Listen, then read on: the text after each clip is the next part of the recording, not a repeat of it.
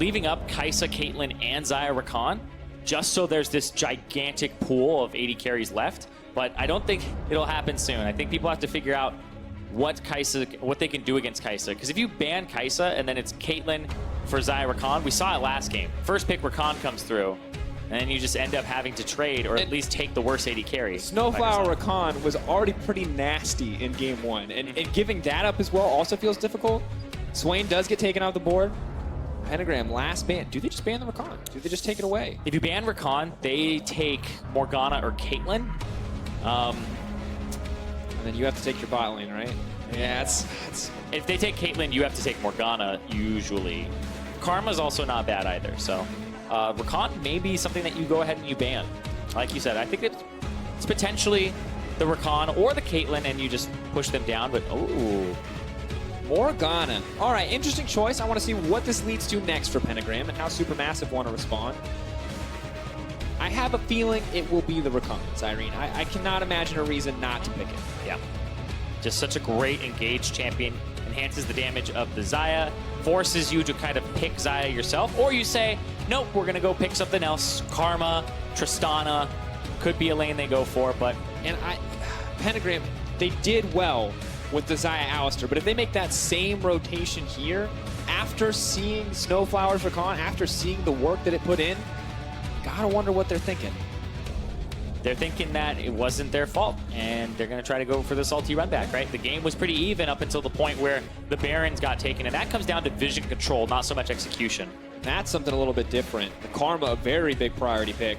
Helps you shove a lot. Also, you can put it in that mid lane for Ramune, so flex pickable. True. Movement speed steroid as well, especially good against the Rakan. And the delay on that grand entrance. The Ivern hover there for Stomage. I can't trust him after that Rumble hover, though. Got some scattered applause. I know, guys. Skarner, the meta pick. It's still fun to call Skarner a meta pick, though. I smile every time. Never thought we'd see it, but there it is. Skarner in the jungle for Stomage.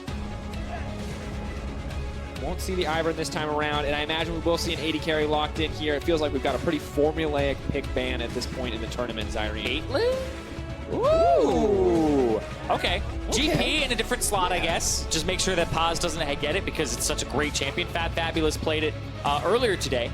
Was a takeaway for him up against Chippies, and he did well on it. It's all about focusing that bottom lane. And I like that they're enabling Fat Fabulous again, and it feels good when you're on the side of Supermassive and you go, hey, Zeitnot, our big star, he's okay playing anything. He doesn't need that Caitlyn if they're going to ban it away. He can take something else in the lane and be comfortable. But now we see that it's going to be the Karma mid lane and the Alistar Xayah bottom lane. So if he gets stuck playing an immobile AD carry like a Varus or something else, this could be a very difficult bottom lane to survive. It's true. The Caitlyn ban is what you expect. The Tristana may be another ban that comes through just because I think she's kind of your backup mobility. But I think Zeitnot's fine with playing Ezreal too. So I think no matter what, he has options. But we'll see what happens here. The Rakan, though, already the makings of a good bottom lane. Rakan so far at MSI is 100% pick ban and 83% win rate. This champion is insane, folks. All in the support pool. And I want to see what exactly the strategy is now as they round out these compositions, how they want to round out their AD carry pool, and really how Pentagram fire back. Now, they've taken away the Ezreal, they've taken away the Caitlyn, they're taking away every AD carry with some kind of escape they can imagine. They want to hit home on this Alistar. Supermassive debating on that final ban. The Trundle already taken off the board, so the jungle pool limited for Pentagram and for once. Wonder the last ban here. Trying to push Once's champion pool down. Don't know if it'll be Olaf. Sejuani's garbage now. So we don't even see her. Sad, blunt, and true. I mean, as a Sejuani player, she is not very good right now. But I still play her.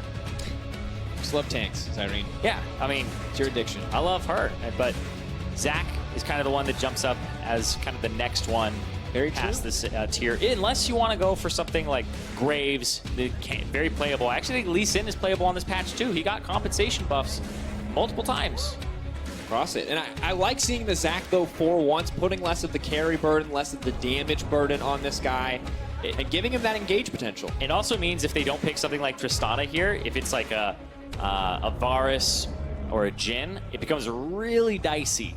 because this low mobility AD carry is going to have a lot of That's some people soft lane. That's a living hell for Varus. Watching a Zac and an Alistar on the enemy team, because you see Rakan, and he's great at a lot of things, but getting people away from the AD carry, definitely not one of them. Ryze now the lock-in, presumably for GBM in the mid lane, going toe-to-toe with the Karma in the early game, and one final pick to round it out. You know, we were talking to Spawn backstage. He says he feels like the Varus really strong pick despite the changes to the kit. I think he said it was the strongest AD carry on this patch.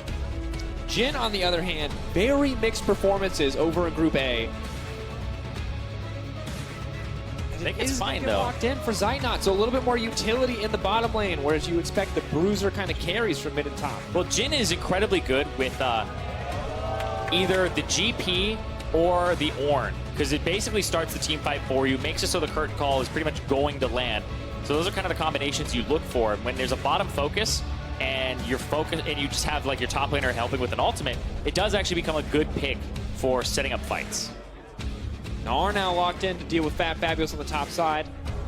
On the GP, Zyrene, I see so much CC on the side of Pentagram. And a lot of tanky options. But it looks like Yutori Moyashi in the late game versus the world in terms of damage burden.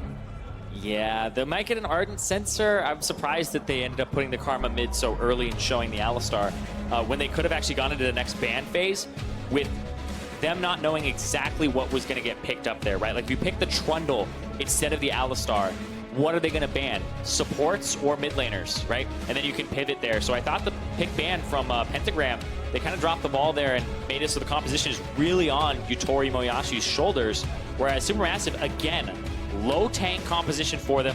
They played this earlier today. It's about focusing the bottom lane and making sure that they use their semi-globals, because they have both a Ryze and a GP, which can affect the bottom side. You got to imagine Skarner setup on top of the Rakan with the Jhin as well. That's going to be an easy lane to gank, something to counter back the Alistar Xayah combo.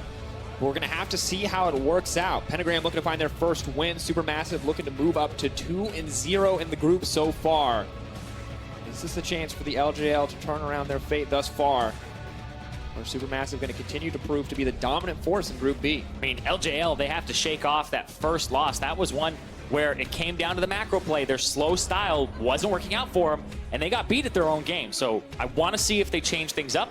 It's a little more team fight oriented instead of pick composition this time, so that will definitely benefit them. But they have to get through the laning phase because Supermassive are set up to focus bottom. The pretty much sole damage dealer for Pentagram is Yutori, so he has to make it out alive. What's going to happen? We're going to find out. Supermassive on the blue side. Pentagram once again on the red. Well, they recover. We've seen what Fab Fabulous can do on the GP. We got a couple new picks as well. Snowflower still at home on the Rakan. Alistar rinse and repeat the bot lane for Pentagram. Of course, Ramune a little bit safer in the mid lane. Not quite the aggressive matchup that he had the previous time. Zoe versus LeBlanc. Still has to be careful, though. Got to give GBM that respect, especially after that Vladimir performance. Yeah, and Ryze did take some nerfs, mostly mana cost, and then also his pretty much core item of the Archangel staff doesn't give him as much. It was 3%, now it's 1% in terms of the maximum mana. So a little bit less strong. So Ryze kind of fell out of like the permaban status. But I was talking to some players and they were saying you can still play Ryze, you just have to be a Ryze player, right? It can't be something that you pick up now. You have to be pretty adept at it. And the thing for GBM is that I mean, he's played so much. He plays literally every. I just assume that GBM is an everything player at this point in his career. I mean, in NA, it was the Ziggs and the Xerath that were the kind of the standouts. Of course, the Alawi mid as well. Just this guy is a mad scientist in the mid lane. He played 17 unique champions this split in the mid lane. Things like the Veigar came out. He played the Alawi. He even played some Twisted Fate too, and Ziggs this split. He's the only one in the professional game, in the professional scene of League of Legends, who knows anything about the Alawi mid matchup outside of the one guy he played against. And all that guy knows is that Alawi mid is a thing. He learned that he was not getting trolled, and it was, in fact, a solid pick. It looks like Ramune went to go check where Stomage was, and so now confirmed with the ward that, yeah, he started on the top side, no leash on the bottom, just to allow the lane to kind of get there early. And that helps Zaynot and Snowflower push up and get some early advantage here so that they can actually... oh, wait, hold on. Is he looking for a little bit of an invade? The vision is there, the red buff up and available. Zac We'll have to go to the opposite side of the jungle if he wants to contest, but I'm not even sure if Once knows that this is happening. He's walking back to his red buff. He's super low because he did 3 camps. He cleared his Grom. And now he's going to Raptors. This is just going to get taken away for free. And if Skarner wants to walk into this Zac, I don't know if he's going to push for anything aggressive here, but this is a tough spot for Once to be in. Skarner can walk over. Isn't going to take it. Once will clear out safely, but Stomage just getting a buff for free, completely uncontested. And Once, yeah. Well, you see the ward debris there, and you realize that you might have made a mistake. And that's such a weird. I don't think I've seen that route from a Zac. Like you get a leash on your blue, and okay. Oh, Chain CC comes in bot lane. Snowflower going to take the ignite, but Tori wants more. Well, Otto not going to connect the 4-shot for Zaina. Kind of pushes them back, and no heal forced out.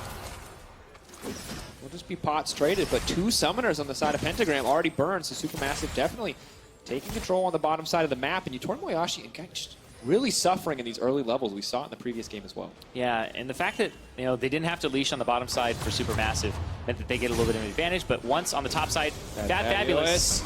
It's just going to flash right out. Heals up with the grasp. They get the flash, though, which makes it so that that next gank will be a little bit more effective, and it's a Gnar, so should have some pressure there. GBM trying to extend these trades despite being out of mana, presumably hoping to go back for that early tier. Will be forced to clear out the wave, and at least for now, Ramune has that mid priority. We want to see a more aggressive early game from Pentagram, and at least in this game, Once has been a bit more active, but is definitely getting a little bit dunked in terms of the jungle. CS is already 2 camps behind. Yeah, the Skarner went for the fast farm. Once, I mean, I actually need to talk about this a little bit more because that was a horrible route from him. And when he was even on his bottom side, when we saw him at like 150 HP, he hadn't even used any of his 2 potions in his inventory.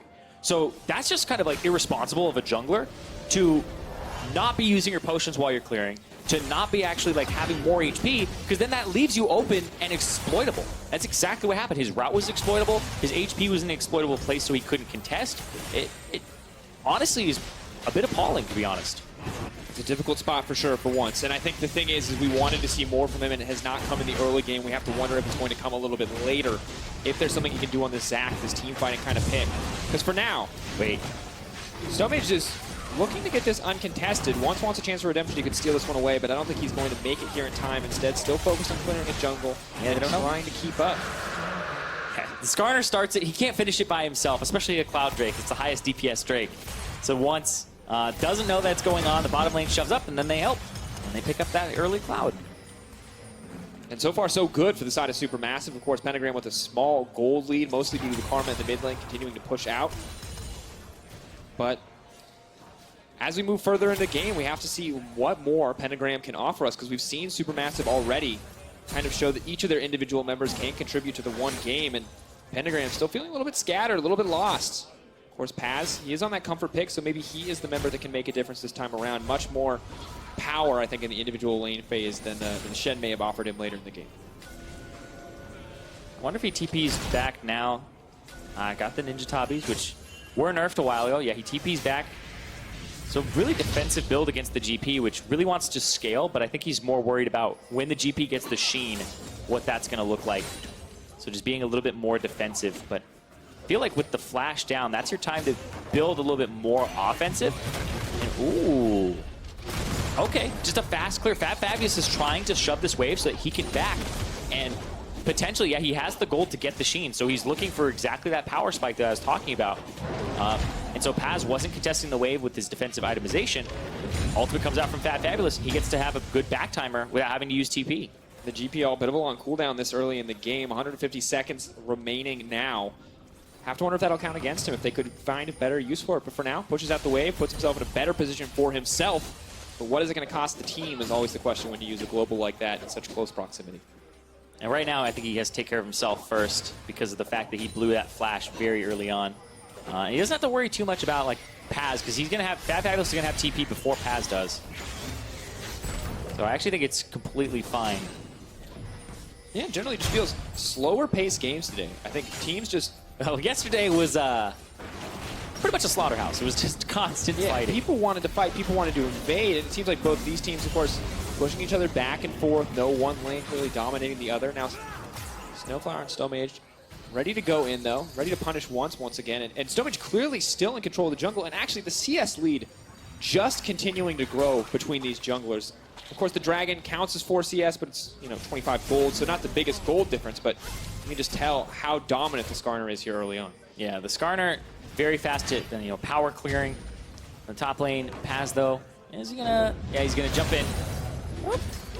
Good patience from Fabulous. Doesn't use anything else. Paz, of course, using the burst damage of the Mega Gnar, now can return to the poke of Mini, so he's in a decent spot pushing this lane forward and has the vision necessary to sustain this. And Skarner nowhere in the area to spot him on the bottom side, so he knows he can keep the pressure up. The thing I think you have to be scared of is we've seen what happens when Fabulous gets mid-late game. Sorry. We know how good he is at the GP for this team if he can get out of this laning phase. And if you're Paz, I imagine there's a lot of pressure on you, feeling like you're playing a little bit against the clock here. Yeah, I mean, it kind of had to be aggressive in this matchup, have a large CS lead. He's getting some of a lead here, but when that TP comes back up and when the ultimate comes up from Fabulous, which about the same time that'll happen, that's when you really have to worry about your bottom side of the map as Paz, because you don't really have no way to help them out during that kind of window. I'm going to check right now how long it actually is, where Fabulous in about 20 seconds will have his ulti, and it's 120 seconds before Paz has his TP. Look at this mid lane. Actually, Ramune, they're tracking him. Oh, Ramune. Walk around the corner, get stunned, the chain CC, the ulti going to be used to follow up. Not even a moment to click the flash. Taken out for first blood. Solid play coming in from Stomage. And it's just the warding from Supermassive has just been fantastic so far in the 2 games that they've played. Stomage was able to see Ramune go for a ward after pathing through and just picks him up. He's none the wiser. The Skarner is literally in his face when he turns the corner. We'll see it right here. Yeah, he went for the ward there. He's tracking him. Has a ward, and it's just like, hello. Where did he, like, that's one where it's kind of a jump scare. It's like, where did he come from? He's right in his face, and then the chain CC comes out. Look, man, that's everybody's nightmare, the Skarner around the corner. Especially when you feel so safe. You're being a diligent mid laner, Xyrene. You're placing vision. And if you had placed it, 15, 20 seconds sooner, you would have run into him. Yeah, you would have run into him. You'd have stopped that from happening, probably. Oh, speaking of running into him. Fabulous going to try to make it out over the wall. Wants nothing to auto-attack, sadly. Yep. And that's the TP. I mean, sorry, not TP. That's the flash being back up for Fabulous. So the repeat gank comes back a little bit too late. It's just kind of the route that once was taking. So he tries to get something back. He does get the flash, though, which once again helps out Paz, right? Allows him to have pressure in this lane and not have to worry about getting killed or chunk down too much. Once again, does help Paz. Now Paz, I think, has to be the center of attention because he is starting to build himself up a CS lead, but Fabulous is still comfortable in terms of these individual trades. Grasp keeping him nice and healthy. And the bottom side suffering on the side of Pentagram. We take a look at the builds, check in on Zeitnot. I think Paz missed his ulti. I think that's what happened there. Oh, wait, no, he used it on minions. That's why. Okay. I was like, I think... A lot of wave clear ultis in this top lane matchup. Yeah, actually. Again, tried to make it so he doesn't have to TP back. Yeah, you're right. One thing that I do want to pick your brain about is this Jhin build. We've seen Swifties in the rapid fire cannon yesterday, and it felt a little weird to me. I'm so used to seeing the Essence Reaver. And if we see that again, what is the logic behind that kind of build? Which one? This one? So the Swifties into rapid fire cannon. Oh, so it's a boots start. So you start boots potions to survive the lane phase, and the idea is if you can get to the person with your 4th shot, that's better than having a little bit extra DPS, right? A little bit extra, like, 6 AD or 8 AD that you would have from a starting item. So it's just better to be able to get the 4th shot off. Then you get the Swifties to dodge out and keep yourself in a range where the Alistar can't get to you. You can kind of dip and dive in these situations. And then also when you get your 4th shot, you can run up and then you're faster than them, so you'll eventually close the gap. Like so many Jins, when they don't go this build, they're like, 3 pixels away, and they're like chasing the person with a flipping gun, like, come back here, come back here. And so once you have the Swifties, because no other AD really buys Swifty boots, you'll have that advantage and pretty much get your 4th shot off every time. Yeah, and it's not going to be the rapid fire. This cannon is just going for the Zeal, a little bit more movements to make it even easier to walk up or walk out in the case if he wants to avoid that Zaya. So Zeitnot feels like adapting to the specific matchup rather than going with some kind of cookie cutter build. Yeah, and when you don't have like an inbuilt mobility tool, hold on though, well, once that's awkward gank route. When you don't have a mobility tool like we talked about, like, oh, Caitlyn, Tristana have ways to get out, you need mobility from your boots. As much as you can possibly get in the thick of a fight. It is true. We talked about this being a Varus' worst nightmare. It's also kind of a Jin's worst nightmare in terms of compositions to play up against. But if he gets fast enough, Cyrene, that's what you're telling me. He has to get fast. Well, unfortunately, Snowflower Actually is going to be fast enough. Once gone, can't quite get the CC down, don't have the damage there to back it up, and Zeitnot continues to play fearlessly in the lane, building himself up a nice lead. Yeah, they actually got the flash out of both supports there, but that was the ignite from Gang, so slight advantage over to Supermassive, who are now going to start up on this second Clown Drake for themselves. Really solid to have. We've already seen how difficult it is for Pentagram, even with the Zac, to lock down one of their targets. Zeitnot. They just get locked up. Beautiful CC. Yutori Moyashi wants to bring it back. The rest of the team now coming in. Snowflower. Are they going to turn this engage around? Rise coming down as well. Supermassive with a beautiful collapse. Once is in the middle of everybody, and out comes the curtain call. Firing shots across the team, hitting the Zac blobs as well. Taking his time as GBM grabs the kill. Another one drops in the favor of Supermassive. A fantastic turn. Yeah, and this is the composition. It's bottom lane focus here from Supermassive. You saw the GP ultimate. That was also GBM's ultimate, the Realm Warp coming through. So everybody is helping out here on the bottom side, and that's where they're going to get this advantage here. Now for it, though. Trying to push in for another tower. Backs coming out. The bot lane going to leave. Looks like both sides actually content to retreat here and see what they can do from this, because for GBM, this is a dream. You get the tier, you've got the Roa as well, while you're still waiting for Ramone to finish his first item. And he's always just going to be able to push out, just like we saw there. He's constantly being able to push and then get the roam advantage. Like, he's up right now in levels, and you see here, yeah, he's able to just rotate faster. He's already on his way to help with the Drake, but then when Zeitnot gets engaged on, that's the pivot, right? Is they didn't expect Zeitnot to get engaged on. They were already just doing the Drake and had priority. So that's more on Pentagram for starting that fight off and not having the engaged stick. Gets turned around on them. And GBM's able to come through and finish that one off. There's just not a lot of room. PGM have burned too many of their aggressive cooldowns, and once the Zac and the Alistar are kind of out of those initial phases, it's not like they have fantastic follow-up. Yeah. What you have to do now as Pentagram is Jhin burn flash. You have to repeat gank. Once can't go, okay, that sucks, I'm going to go sell somewhere else. You already invested some effort and time into this lane. If you go somewhere else, they have flashes. GBM and Fat Fabulous both do. It's worse to go for those lanes than it is to just repeat gank bottom. And because you also have this Alistar that could potentially set up that gank and make it really easy. And Supermassive have to kind of feel that it's coming, right? You have all the CC in the world, Cyrene. You just got to make it happen. Got to see once, clean up the path a little bit, get that clean gank off. The beautiful Zac plays we've seen, we know we can see. Oh, this is a rotation here. It looks like a rotation towards mid. The blue being handed off, and wow. And they're buying time. They're just forcing responses. Okay. PGM forced to commit members to the mid lane, but it's all just a diversion. Stomage just takes away the Rift Herald uncontested. I was on the same page as once there, because he walks into the bush, and it's just like, there's got to be a ward here. Something saw him. He just barely got spotted by a ward right below him when he went for that. Otherwise, they would have stuck around, because no Jhin walks up to a mid lane turret, hits it once, and then is okay. But hold on. Yutori wants it. Snowflower is going to manage to make it out. The quickness taking him to safety, and Zeitnot, that's the extra movement speed. Not going to waste any more shots. Of course, barely able to make it on, but heal and flash burn from Yutori Moyashi. So despite being down summoners, Cyrene, Zeitnot and Snowflower still come out on top. Yeah, they tried to make the play. They tried to make it onto Snowflower, though, when he goes in, and then he just is able to turn it around and get himself out. But the summoner spells, like you said, definitely favor Supermassive now. And there's this window, man, where you see Zeitnot all alone. Maybe they can dive him. There's no recon there to disrupt the engage. But GBM is going to be topside. A nice little bait switch for Paz. He thought he was walking away from both targets. Is going to bring it home, though, in the end. GBM now on a killing spree. There's the Alistar dive on the bottom side. Yutori Moyashi wants to step forward, but there's Stomage. No way out of that one. He does have the ult. Will he get a chance to use it? Does not look like it. Zeitnot low, but he's got the curtain call, and once he can run for his life, he may be unstoppable, but he is not unkillable. Gang following in suit. That's a curtain call to be proud of. 6-0 to Supermassive. And they have killed everyone on the map at least once. They have just shut down Pentagram in all their lanes. That was a play across both sides of the map. They were able to make a play topside. So well done by GBM.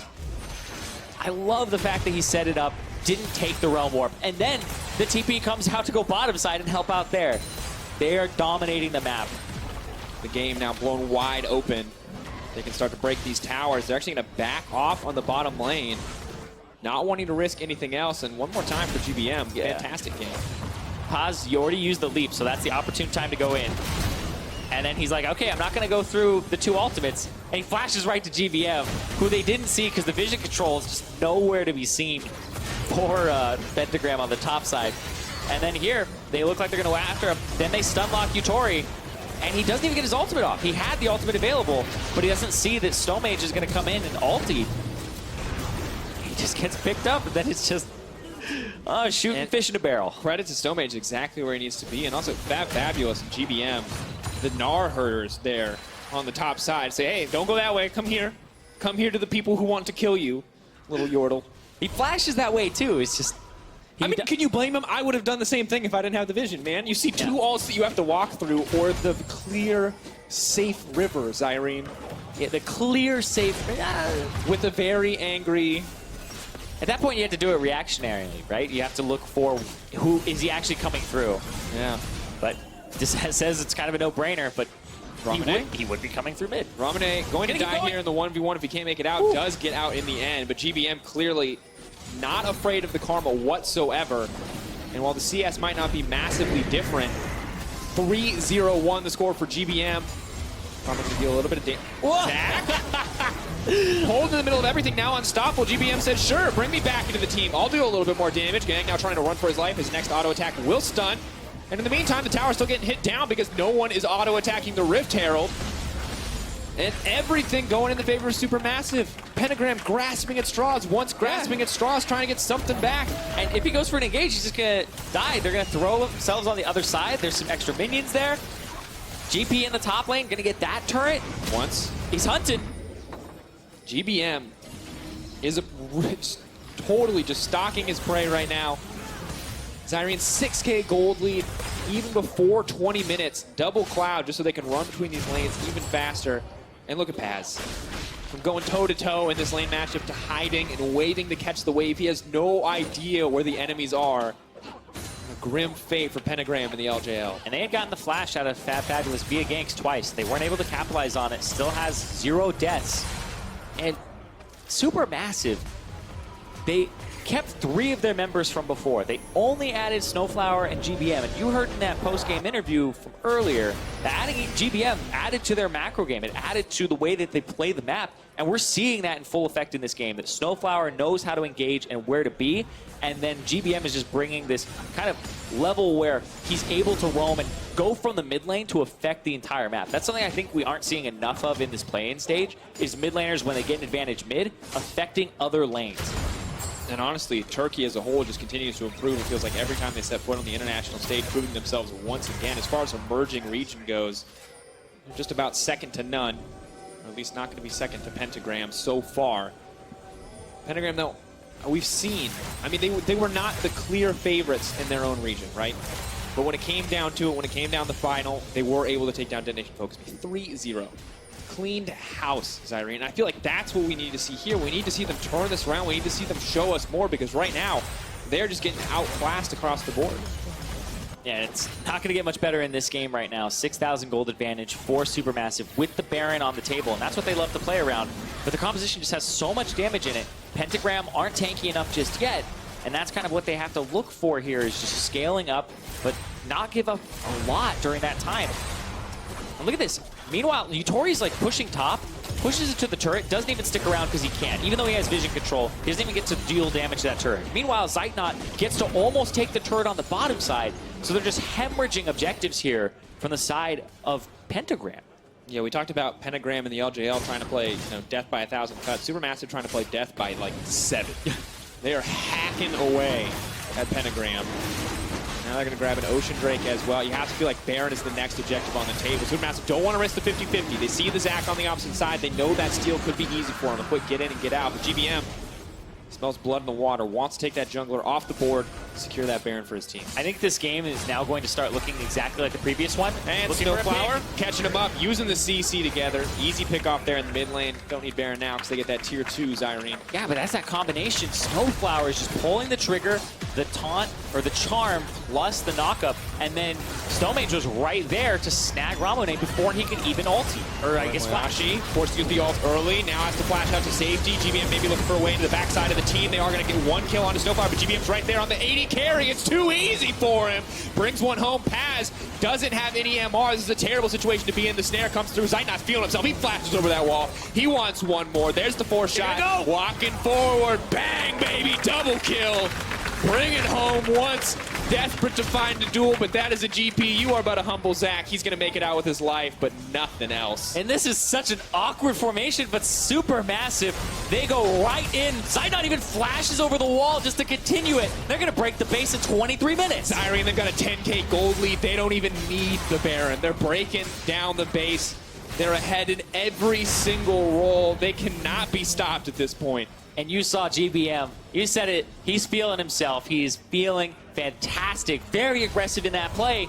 He went in. I want to see this one more time. Snowflower with the pick, but then it's just the capitalization afterwards. Flash with the charm, with the knockup into Stomage after the root from GBM. That was a CC chain that was perfect. There's nothing that can be done. You can see this here.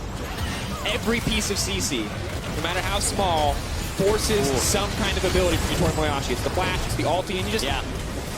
And then he's stuck. He's going to get just chained down by GBM, who realm warped in, and Zeitnot's like, I got to help GBM. Gets in there, flashes. He's like, all right, boom. Gotta pad that KDA. Locking it up and boom, 4-shot, man. Making it easy. That's the Swifties we talked about. Yeah, but that's always one of the things as well is communication. When you always have a team that brings in Korean imports, the big thing you have to look at is the communication. GBM, it's showing that he can definitely communicate with this team, that the team has his back, that they aren't afraid to go aggressive like that, and there's no hesitation between these kind of rotations and the aggressive plays they're making. And we think back, as far as regions go for implementing Korean players in and for really making it work in their lineups, TCL has been one of the most successful. We think back to 1907 Fenerbahce, Frozen in the mid lane. I think 7 of their 8 teams have Korean imports on them right now. And really making it work, because we've seen a lot of regions actually struggle. CB Law, for example, went through this phase where they imported so many Koreans that it didn't really work for them. But Supermassive definitely making it work as they force yet another flash, start to siege up onto this tier 2. And I would say as well that a lot of kind of questions came about the Korean imports that they picked, because Snowflower, he was a great playmaker, but there wasn't really a whole bunch that he was able to accomplish back on Jin Air and Afrika. And even GBM, who spent some time in North America on Energy, and then he went to E United in the Challenger Series, right? And so picking up these Korean imports that hadn't had a lot of success in the past, when there are people out there that are kind of like going to like LPL and stuff, it's a big risk to take, but it seems like it's a good fit stylistically for these two guys, because Supermassive are constantly aggressive. And also, if I just showed you Snowflower's numbers across the LCK, I mean, he played on losing team after losing team. You wouldn't see anything there, but the time, the diligence spent to research and actually figure out that this guy is quite a talented player is a good look. And now the engages just keep coming. That's an unstoppable once, but he's pulling multiple members back in the team. Maybe this is the chance for Rampage. Or rather, Pentagram. They pull through. TP now coming in. There's Fat Fabulous off to the side. They want to lock him down. Protocol comes out. Sacrificial Cow will come through in the end, but Supermassive, once again, with a small advantage. And that looked like a fight that Pentagram, if they had all committed to the left side of it, could potentially win. But the GP ultimate from Fat Fabulous is just, that's the difference maker there. He put it right in the choke point. Everybody's forced to get out instead of go in, and GBM was flanking with his ultimate. So the two solo laners of Supermassive, their ultimates have been so good this game. And this Baron at this point is just free. Every member ahead of their respective role. You can see 1.5 item lead for 80 carry alone. Of course, Karma doing what she can to buff that up, make up the difference in the Ardent Sensor, but it just means she's that much further behind against the Rise. Zyrene, this is an absolute stomp. 14k gold lead, 12-1. Verge of a perfect game if it weren't for that kill. Oh, the E is down there from once. He has to use the Unstoppable, throws him in. And then I thought Yutori might be able to go forward after the root, because he still has ultimate and could auto-attack from there and potentially kill Snowflower, and Stomage isn't, like, he isn't healthy enough. So I thought it would be a commitment to the left side, but They run to the right, and Fab Fabulous is there to clean up alongside GBM, who Realm Warps in. And honestly, at this point, Zyrene, it doesn't feel like there's a good choice. There's just shades of bad choices. Because no matter what happens, they're just so far ahead. Because if you had stayed in that choke point, GP finishes that TP.